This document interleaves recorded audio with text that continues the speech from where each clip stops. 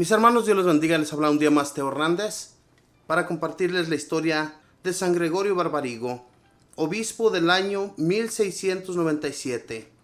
Este simpático santo nació en Valencia, Italia, en 1632, de familia rica e influyente. La madre murió de peste de tifo negro cuando el niño tenía solamente 2 años. Pero su padre, un excelente católico, se propuso darle la mejor formación posible. El papá lo instruyó en el arte de la guerra y en la ciencia, y lo hizo recibir un curso de diplomacia, pero al joven Gregorio lo que le llamaba la atención era todo lo que tuviera relación con Dios y con la salvación de las almas. Estudiando astronomía, admiraba cada día más el gran poder de Dios al contemplar tan admirables astros y estrellas en el firmamento. Deseaba ser religioso, pero su director espiritual le aconsejó que más bien se hiciera sacerdote de una diócesis porque tenía especiales cualidades para párroco. Y a los 30 años fue ordenado sacerdote. Un amigo suyo y de su familia, el cardenal Chigi, había sido elegido sumo pontífice con el nombre Alejandro VII y lo mandó llamar a Roma. Allá le concedió un nombramiento en el Palacio Pontificio y le confió varios cargos de especial responsabilidad. En ese tiempo llegó a Roma la terrible peste de tifo negro, la que había causado la muerte a su Santa Madre, y el Santo Padre, conociendo la gran caridad de Gregorio, lo nombró presidente de la comisión encargada de atender a los enfermos de tifo. Desde ese momento Gregorio se dedicó por muchas horas cada día a visitar enfermos, enterrar muertos, ayudar viudas y huérfanos y a consolar hogares que habrían quedado en la orfandad. Acabada la peste, el sumo pontífice le ofrece nombrarlo obispo de una diócesis muy importante. El padre Gregorio le pidió que lo deje antes celebrar una misa para saber si Dios quiere que acepte ese cargo. Durante la misa oye un mensaje celestial que le aconseja aceptar el nombramiento y le comunica su aceptación al Santo Padre.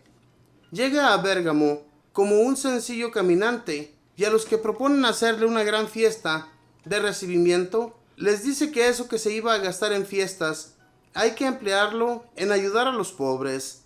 Luego él mismo vende todos sus bienes y los reparte entre los necesitados y se propone imitar en todo al gran arzobispo Carlos Borromeo, que vivía dedicado a las almas y a las gentes más abandonadas. En Bérgamo jamás deja de ayudar a quien le pide y los pobres saben que su generosidad es inmensa. Propaga libros religiosos entre el pueblo y recomienda mucho los escritos de San Francisco de Sales. En sus viajes misioneros se hospeda en casas de gentes muy pobres y come con ellos sin despreciar a nadie. Después de pasar el día enseñando catecismo y atendiendo gente muy necesitada, pasa largas horas de la noche en oración. El portero del palacio tiene orden de llamarlo a cualquier hora de la noche, si algún enfermo lo necesita. Y aún entre lluvias y lodazales, a las altas horas de la noche, se va a atender moribundos que lo mandan llamar, y es obispo. El médico le aconseja que no se desgaste tanto visitando enfermos, pero él le responde: ese es mi deber, y no puedo obrar de otra manera. El sumo pontífice lo nombra obispo de una ciudad que está necesitando mucho un obispo santo. Es Padua.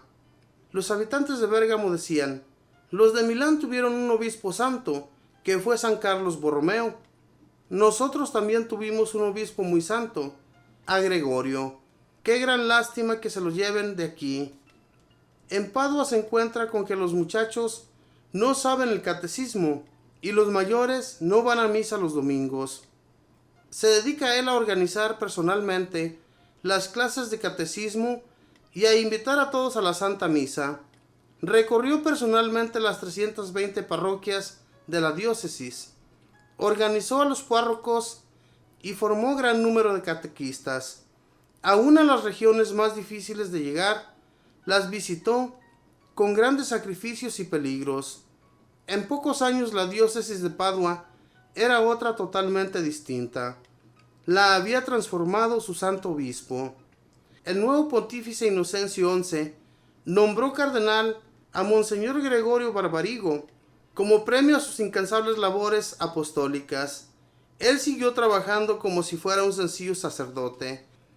Fundó imprentas para propagar libros religiosos y se esmeró con todas sus fuerzas por formar lo mejor posible a los seminaristas para que llegaran a ser excelentes sacerdotes.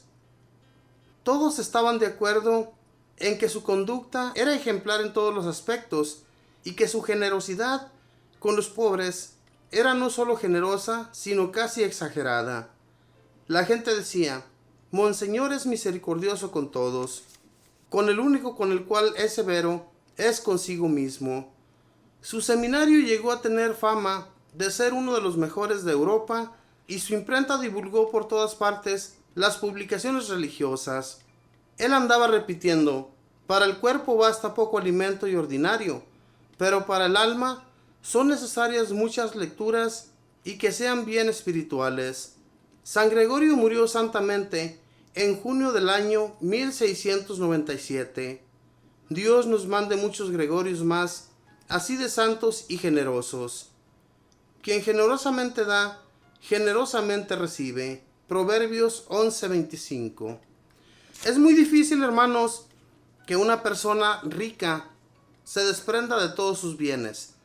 Y este santo, San Gregorio, lo hizo por amor a Dios, porque él lo que más deseaba, cuando su padre lo había estudiado en otros estudios muy diferentes a los que él deseaba mucho y tenía mucha fe y confianza en llegar a ser religioso. Y entonces un padre que lo conoció a él le recomendó que se hiciera sacerdote de una parroquia. Y así lo hizo, y más tarde, mis hermanos, tiene el nombramiento de obispo. Es algo grandioso que una persona siendo tan rica, teniendo tantos bienes, se desprenda para entregar su amor a Dios, se desprenda de todo lo que tiene y ayude a los pobres y a los más necesitados. Es algo, como dice aquí en la historia de él, exageradísimo, porque las personas que lo conocían, siempre que lo miraban, iban a consultarle para pedirle algo, y él no les negaba nada. ¿Cuántas veces nosotros, verdad, a nuestra persona, hay gente que llega a preguntarnos por un favor, y es favor, ya no quisiéramos que fuera algo regalado, sino un favor, de un préstamo, de lo que fuese? A veces nos negamos a ellos, y Dios, mis hermanos, todo lo ve. Dios nos puso aquí, mis hermanos, para ayudarnos unos con otros.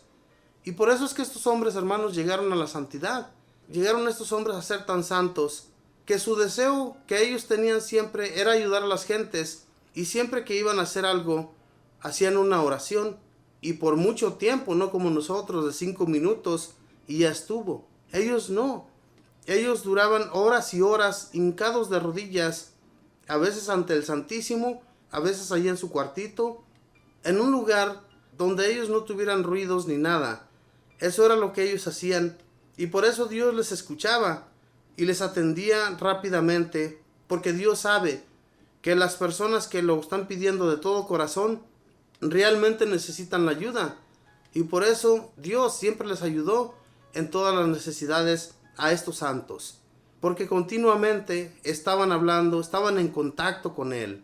Nosotros, cuando nos contactamos con nuestros padres, cuando están lejos de nosotros, que los tenemos a varios días de donde nosotros vivimos, cuando les hablamos por teléfono, ¿cuánto tiempo nos gastamos, hermanos, hermanas, para hablar con nuestros padres?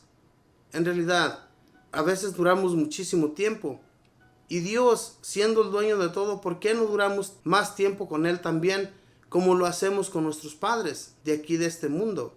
Si Dios es el dueño de todo, Dios nos puede conceder tantas otras cosas como nosotros no nos podemos imaginar. De la misma manera que recibieron todas las ayudas aquellas personas que se dedicaron a buscar a Dios. Esta gente, fíjese bien, Él llegó a atender a muchas personas enfermas del tifo negro.